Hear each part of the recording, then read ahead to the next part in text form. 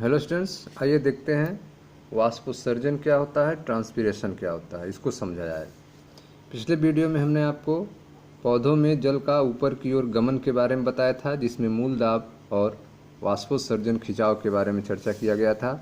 आइए देखते हैं चैप्टर 11 की चौथा हेडिंग वाष्पोत्सर्जन अर्थात ट्रांसपीरेशन के बारे में। वाष्पोत्सर्जन पौधों द्वारा जल का वाष्प के रूप में परिवर्तन तथा इससे उत्पन्न क्षति है। ठीक है, वाष्पोत्सर्जन क्या होता है? तो वाष्पोत्सर्जन में पौधे जो हैं वे जल को वाष्प के रूप में परिवर्तित करते हैं और उसकी क्षति करते हैं। जल को वाष्प के रूप में उड़ाने का काम करते हैं पौधे। इस घटना को वाष्पोत्सर्जन कहा जाता है। यह वाष्पोत्सर्जन कहाँ से होता है?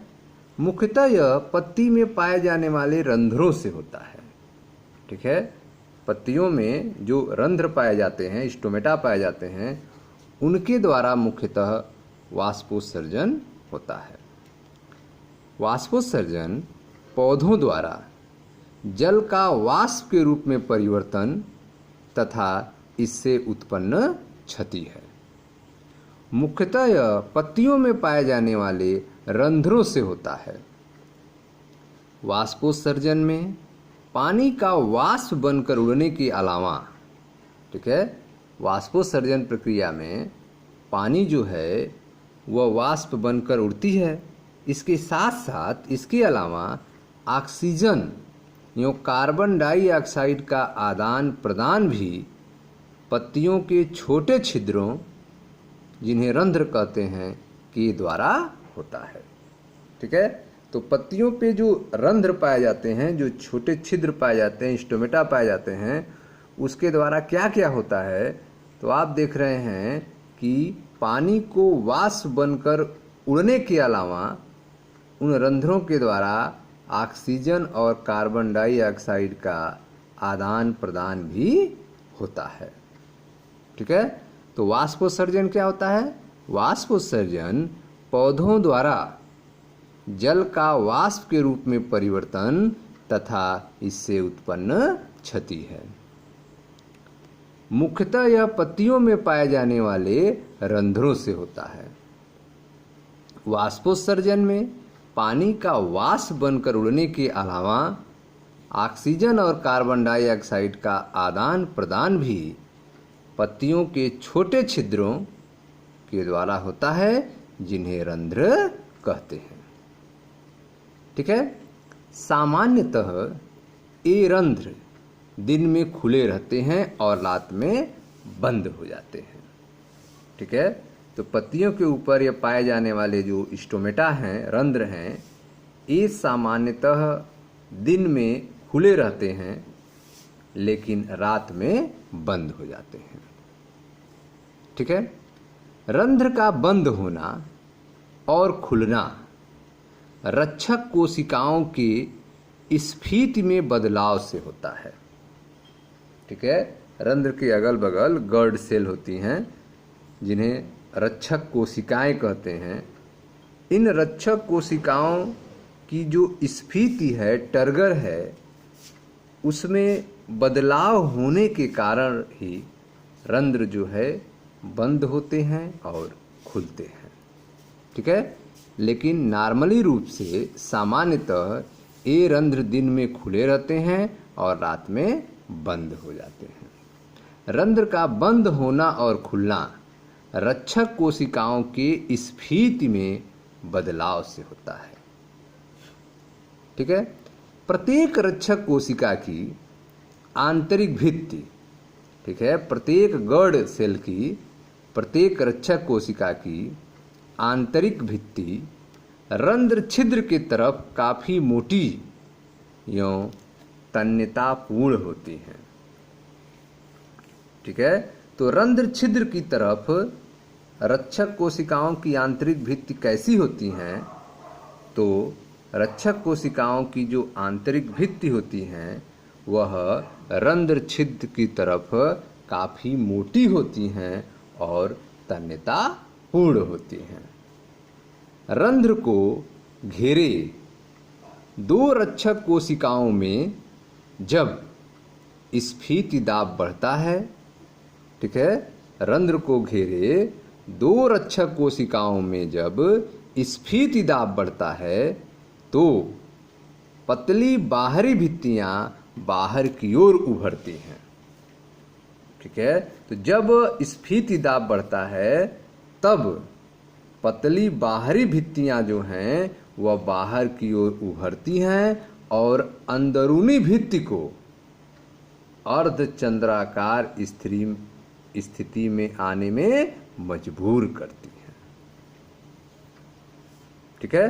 तो रंध्र को घेरे दो रक्षक कोशिकाओं में जब स्फीति दाब बढ़ता है तो पतली जो बाहरी भित्ति है, ठीक है, पतली बाहरी भित्ति बाहर की ओर उभरती है और जो अंदरूनी भित्ति है वह अर्धचंद्राकार स्थिति में आने को मजबूर हो जाती है,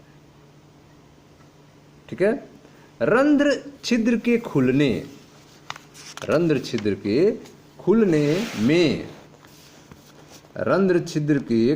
में रक्षक कोशिकाओं की भित्तियों में उपस्थित सूक्ष्म सूत्राभ माइक्रोफाइब्रिल भी सहायता करते हैं, ठीक है। तो रक्षक कोशिकाओं की भित्तियों में उपस्थित जो सूक्ष्म सूत्राभ है, माइक्रोफिब्रिल है, यह भी रंध्र को खुलने में सहायता करता है, ठीक है। सेलुलोज सूक्ष्म सूत्राभ, ठीक है, सेलुलोज सूक्ष्म सूत्राभ का अभिविन्यास अरीय क्रम में होता है। जो सेलुलोज का बना हुआ सूक्ष्म सूत्राभ है उसका अभिविन्यास जो है वह अरीय क्रम से होता है, न कि अनुदैर्घ्य क्रम से, जो रंध्र छिद्र को आसानी से खोलता है, ठीक है। तो सेलुलोज सूक्ष्म सूत्राभ का अभिविन्यास जो है अरीय क्रम में होता है, न कि अनुदैर्घ्य क्रम से, जिसके कारण रंध्र छिद्र जो हैं आसानी से खुल जाते हैं, ठीक है। एक रंध्र का अगर फिगर की बात की जाए तो आप देखें, यह रक्षक कोशिकाओं रंध्र के साथ यहाँ दिखाया गया है। यह आपका स्टोमेटा है, रंध्र है, ठीक है। यह फिगर आप देख रहे हैं, रक्षक द्वार कोशिका है, यह रंध्र ओपन है, रक्षक द्वार कोशिका, यह उसकी सहायक कोशिकाएं हैं, सब्सिडियरी सेल हैं, सहायक कोशिकाएं, गॉड सेल्स हैं, रक्षक द्वार कोशिकाएं हैं, यह खुला हुआ रंध्र है,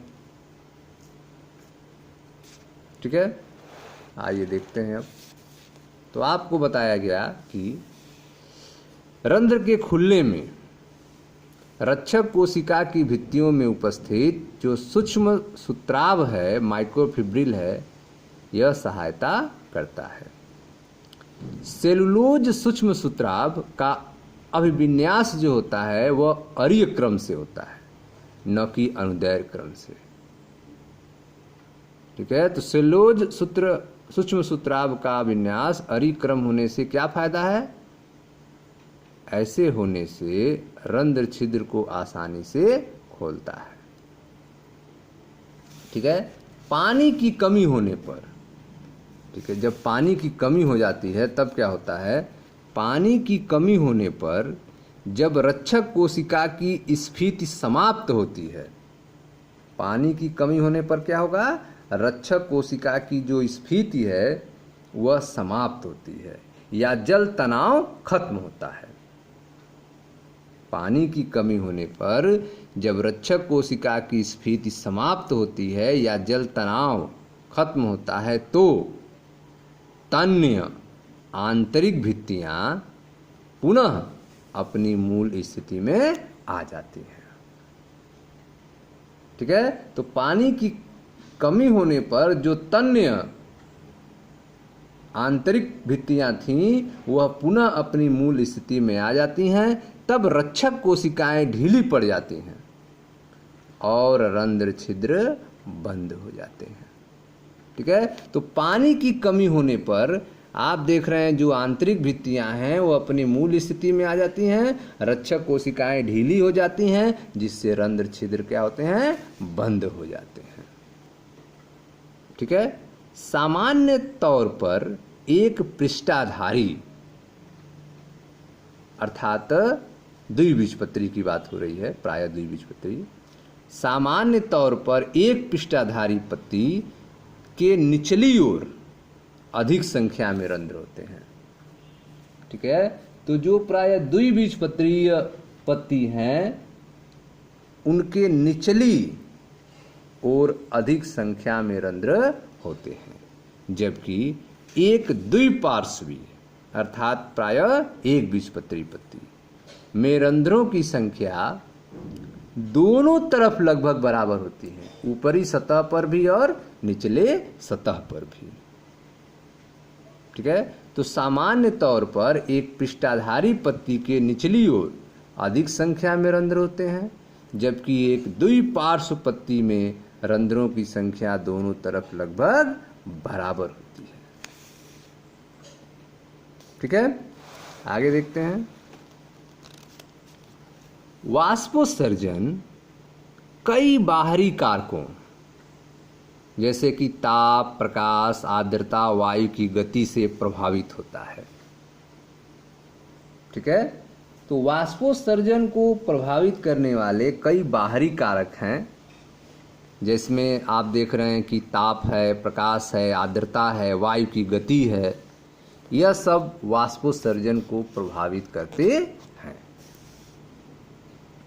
वाष्पोत्सर्जन को प्रभावित करने वाले अन्य पादप कारक जैसे कि रंध्रों की संख्या और वितरण, खुले रंध्रों का प्रतिशत, पौधों में पानी की उपस्थिति तथा वितान रचना आदि हैं। ठीक है। तो वाष्पोत्सर्जन जो है कई बाहरी कारकों जैसे ताप, प्रकाश, आर्द्रता, वायु की गति से प्रभावित होता है। इसके अलावा वाष्पोत्सर्जन को प्रभावित करने वाले अन्य पादप कारक हैं जैसे कि रंध्रों की संख्या और वितरण, रंध्र, खुले रंध्रों का प्रतिशत, पौधों में पानी की उपस्थिति तथा वितान रचना आदि है। ठीक है। जाइलम रस का वाष्पोत्सर्जित रूप से ऊपर चढ़ना मुख्य रूप से पानी के निम्न भौतिक गुणों पर निर्भर करता है। ठीक है। तो जो जाइलम रस है वह वाष्पोत्सर्जित रूप से ऊपर चढ़ना जो है मुख्य रूप से पानी के निम्न भौतिक गुणों पर निर्भर करता है, जिसके कारण जो है जाइलम रस जो है ऊपर की ओर चढ़ता है। तो कौन कौन से भौतिक गुण हैं जो जाइलम रस का वाष्पोत्सर्जित रूप से ऊपर चढ़ने में भूमिका निभाते हैं, आइए उन भौतिक गुणों पर देखें, चर्चा करें। पहला है ससंजन, दूसरा है आसंजन और तीसरा है पृष्ठ तनाव। सासंजन क्या होता है? यह जल के अणुओं के बीच आपसी आकर्षण है। H2O मॉलिक्यूल जो हैं आपस में जुड़े रहते हैं, सटे रहते हैं, किसके कारण? ससंजन बल के कारण, सासंजन के कारण। दूसरा होता है आसंजन, जल के अणुओं का ध्रुवीय सतह की ओर आकर्षण। जल के अणुओं का ध्रुवीय सतह की ओर आकर्षण, जैसे कि वाहिकीय तत्वों की सतह, जो वाहिकीय तत्व हैं उनकी सतह से जल के अणुओं का सटे रहना आसंजन बल कहलाता है। कि यहाँ पे जल के अणु हैं और वाहिकी तत्व की सतह है, तो दो हो गए, तो इनके बीच में जो बल लगेगा वो आसंजन बल होगा, और जल के अणुओं के बीच में आपस में लगेगा वो सासंजन होगा। ठीक है। तो जाइलम रस का वाष्पोत्सर्जित रूप से ऊपर चढ़ना मुख्य रूप से पानी के निम्न भौतिक गुणों पर निर्भर करता है। पहला है सासंजन, अर्थात जल के अणुओं के बीच आपसी आकर्षण। दूसरा है आसंजन अर्थात जल अणुओं का ध्रुवीय सतह की ओर आकर्षण, जैसे कि वायकी तत्वों की सतह। तीसरा है पृष्ठ तनाव। पृष्ठ तनाव क्या होता है? पानी के अणु का द्रव अवस्था में, पानी के अणु का द्रव अवस्था में गैसीय अवस्था की अपेक्षा एक दूसरे से अधिक आकर्षित होना। ठीक है, तो पानी के जो अणु होते हैं वे गैस अवस्था की तुलना में द्रव अवस्था में एक दूसरे से अधिक आकर्षित रहते हैं। पानी के अणु का द्रव अवस्था में गैसीय अवस्था की अपेक्षा एक दूसरे से अधिक आकर्षित होना, ये पृष्ठ तनाव के अंतर्गत आता है।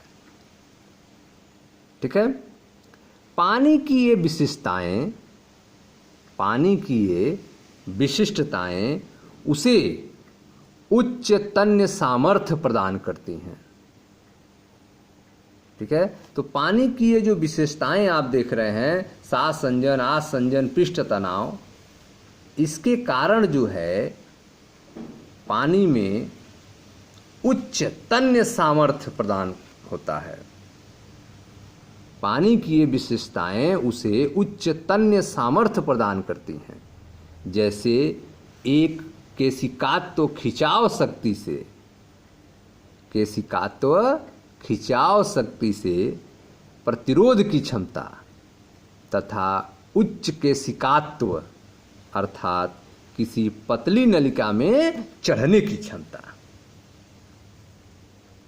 ठीक है, तो पानी की जो विशेषताएं हैं, पानी की ये जो विशिष्टताएं हैं, यह उसे तन्य सामर्थ्य प्रदान करती हैं। जैसे एक केशिकात्व खिंचाव शक्ति से प्रतिरोध की क्षमता तथा उच्च केशिकात्व अर्थात किसी पतली नलिका में चढ़ने की क्षमता। पौधों में केशिकात्व को लघु व्यास वाले वाहिकीय तत्व जैसे कि ट्रैकिड एवं वाहिका तत्व से भी सहायता मिलता है। ठीक है, तो पौधों में केशिकात्व को लघु व्यास वाले वाहिकीय तत्व से भी सहायता मिलता है, जैसे कि ट्रैकिड और वाहिका तत्व। ठीक है, आगे देखते हैं। प्रकाश संश्लेषण प्रक्रिया के लिए जल की आवश्यकता होती है। प्रकाश संश्लेषण प्रक्रिया के लिए जल की आवश्यकता होती है। जाइलम वाहिकाएं पानी को जरूरत के अनुसार जड़ से पत्ती की शिराओं तक पहुंचाती हैं।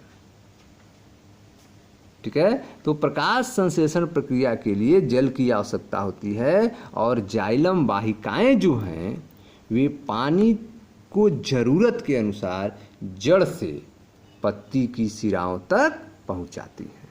लेकिन वह कौन सी शक्ति है जो पानी के अणुओं को पत्ती के मृदुतक तक जरूरत के अनुसार खींच लाती है?